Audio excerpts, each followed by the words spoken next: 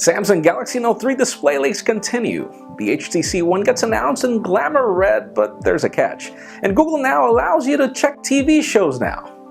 I'm Jaime Rivera, and yeah, I'd even love Google Now to film this video for me while I sat down, but this is Pocketnow Daily.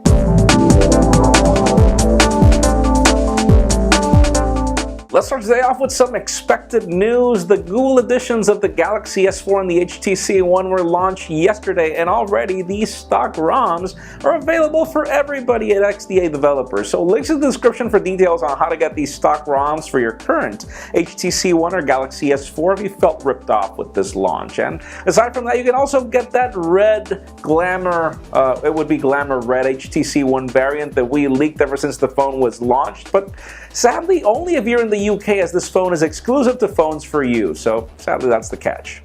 Now let's talk about the Samsung Galaxy Note 3. It's slated for IFA in Berlin, as it always happens, and well, we heard our tipster recently saying that the device will have a 5.7-inch display, but interesting, we've got other rumors now saying that there will be two variants of the phone, one with an LCD display and another with a Super AMOLED display. And the question is, why would we have these two variants? Apparently they will be slated for different markets, and I'm wondering why. The Super AMOLED display was just fine, but let's see what happens in the future. T-Mobile is up next, as the company has just sent out press invites for an event to happen on July 10th, and even though we know that their roadmap has the Xperia Z coming up and also the Nokia Lumia 925, well, the event invitation says that these are their boldest moves yet. And well, these phones are cool, but they're not their boldest moves yet. So the question is, what are we getting at this event? Stay tuned, we'll be covering it live definitely. Skype has just rolled out a new update that brings video messaging for free to everybody, but this is pretty much like voice messaging. You just film something and you leave it to somebody at the chat, which is interesting because you could always just have a video chat with this person directly from your phone. It's kind of hard to see how this is going to be functional. Make sure you update and give it a try. Leave us a comment. Tell us what you think about it. So far, I wish that Skype would give us free video conferencing. How about that?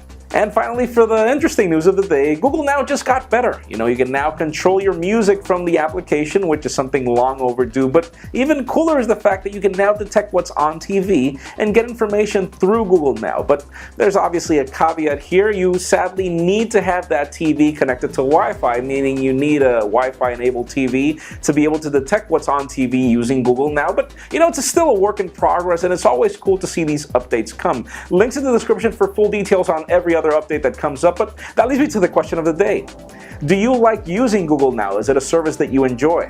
In my particular case, I depend a lot on it. It's probably one of the coolest features I've ever seen, but leave us a comment down below. What do you think about Google Now?